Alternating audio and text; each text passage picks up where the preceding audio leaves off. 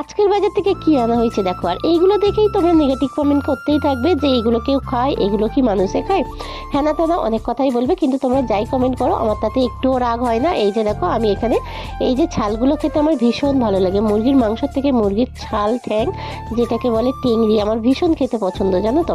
আর এদিকে বেশ কিছুটা আদা রসুন নিয়ে নিলাম, এখানে পেঁয়াজ, কাঁচা লঙ্কা, আলু, টমেটো, ওটা রান্না করতে যা লাগে যাবতীয় আমি সমস্ত কিছু নিয়ে নিলাম।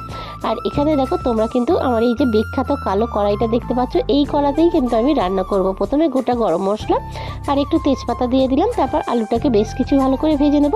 আর আমি কিভাবে রান্না করছি তোমরা রান্নার দিকে অবশ্যই ফোকাস দাও, কিন্তু আমি কিন্তু খুব কম সময়ে খুব কম উপকরণেই কিন্তু আমি রান্না করছি। আমি জানি তোমরা অনেক রকম কমেন্ট করবে এইভাবে কেউ খায়, এইভাবে কেউ রান্না করে, কিন্তু আমি এইভাবেই রান্না করি, কিন্তু এইভাবে রান্না করলে দারুণ টেস্ট আসে জানো তো।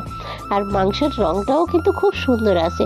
তা অবশ্যই এটা মাংস নয়, মাংসের ছাল, মানে হচ্ছে যেটাকে বলে ছাঁট, আমরা এটাই বলি যে ছাঁট। আর তোমরা কিন্তু রান্নার দিকে ফোকাস দিতে থাকো, আমি কখন কোনটা দিলাম। আমি ঝাল, নুন, হলুদ, পেঁয়াজ, আদা রসুন, লঙ্কা সমস্ত কিছু একসাথে দিয়ে লাস্টে একটু ওপর থেকে গরম মশলাটাও কিন্তু দিয়ে দিলাম, দিয়ে বেশ কিছুটা কষিয়ে নিলাম। আর খানিকটা কষা মাংস এই যে তুলে নিলাম। কষা মাংস খেতে বেশ ভালো লাগে জানো তো, আমি তো ভীষণ কষা মাংস খেতে পছন্দ করি। আর এখানে দেখো অল্প করে জল দিলাম, কেননা বেশি ঝোল করবো না, সেই জন্য অল্প করে জল দিয়ে আমি এখানে কিন্তু চাপা দিয়ে দিলাম। তারপরেই কিন্তু আমি এই যে দেখো রান্না আমার কমপ্লিট, আর আমি এখানে খেয়েছি।